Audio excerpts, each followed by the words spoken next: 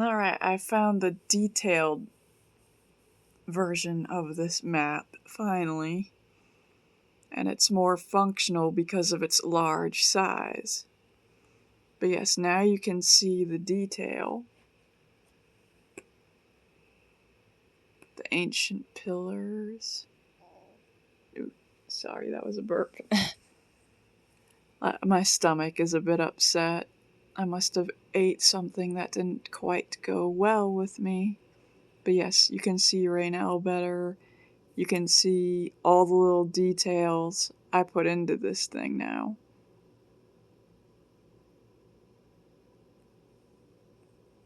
That makes me happy. I didn't just draw all this stuff to have it go into a wreck. See, there's the Alchemist College. And you can see the Seraphim statues much better. I drew it in such intricate detail that you can see the shadows of the statues in the water and them cascading over the water, and the bridge that opens up and divides, and the fire pillars, and the little fishery. Little tiny fishery. And there's, oops. You can see the hills, definitely. All the details I put into this. Crazy details. Every little hill, every little tree. This is my world. I create it from scratch. I'm a freaking goddess. What do you know? Wilderness, tons of trees. I am effectively the goddess of this world. I'm joking. But I did draw it. You can see the windmill, the church, the cottages, or cabins. I mean, just look at this crazy detail. You can see the little, there's a windmill, and there's that, I forget what those are called at the moment. Water wheel. Yes, that's where all the good wine is made. And Sage Island, this island has a face, and it's an old woman. It's called the Green Woman. She's called the Green Woman or Green Lady. And in order to get into the Temple of Arcania, it's the Elemental Temple, you have to go through her mouth. And she's living. She's a old sage that was of so much value to the people that she trapped herself in stone, and there's moss and everything all over her face, and her hair is all leaves and mossy. And in order to get into the temple, she has to let you in. That's really hard to get into that temple, but that's the most sacred temple in all of Jade. But not many people know about it, even though it's like right there. It's very important to Jade, but it's very hard to get into. And you can see Asmarath and Raynell, all the little houses. Look at that detail. That's an inn. You can see the train tracks and the pathways where you can walk where there's horses, or oh wait, deer. Horses or deer. Is that a farm? I can't remember what I drew here. It must be horses. Yeah, this must be a farm. Yeah, duh, farm. I forget my own drawing. It's been a while since I actually looked them up. Here's the bridge where the train goes across. And there is a volcano which leads into the tropics.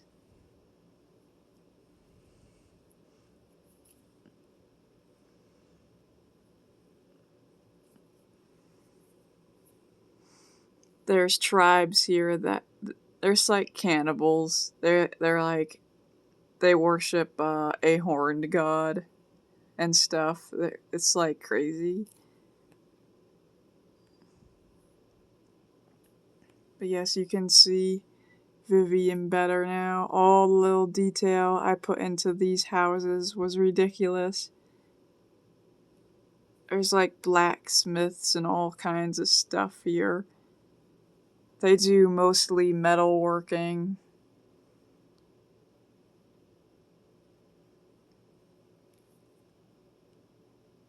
There's a woodcutter there, farms, things like that. And then you go up to my personal favorite, Maharela, where you can see all the details I put into like making the pine trees, the ritual circle, and this tower. It's not just one tower, it's a bunch of towers encircling one main black tower.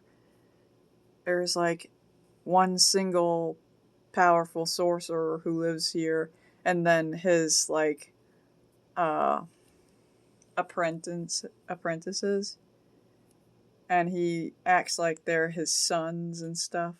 And there's dragons that live here. There's definitely dragons, and there's mines and all kinds of things. And these rocks are super sharp and they're black. It's a volcanic, snowy land. It's mostly snowy, but it's also volcanic. It's kind of like Iceland. And they travel in these big, long Viking black ship looking things. They're like Viking ships, but they're huge. They're absolutely huge and terrifying. They're carved with dragon faces on the front of them. And smoke comes out of the dragon's nostrils. They're very, very intimidating ships. And there's a black gate here. So it's very secure. And there's a frozen moat.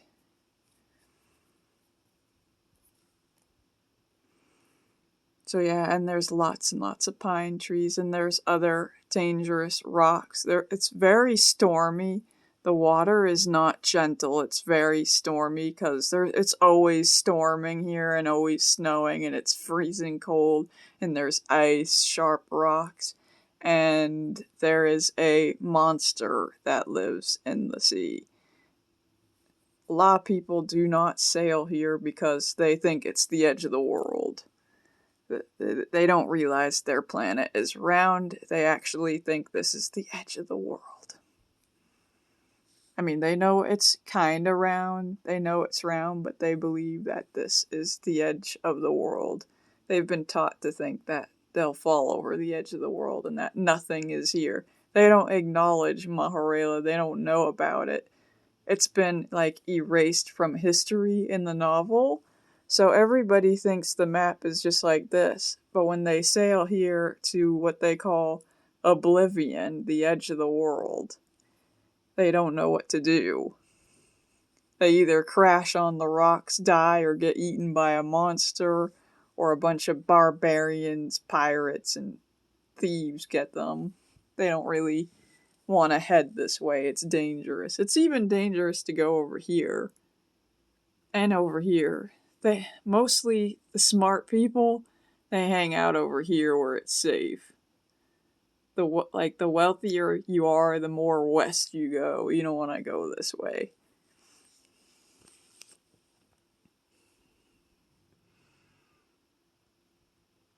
The map is actually bigger than this. It's just after drawing all this, I got exhausted, and I wanted to leave the rest of the world to the imagination.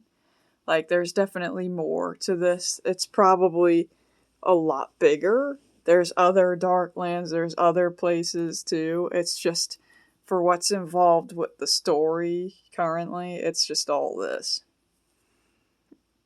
And the size of this map, I'll show you, because I'm going to print it out when I get the chance. It is 47 inches wide.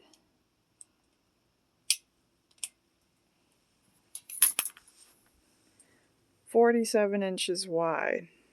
I drew all that. And it is 29 inches tall.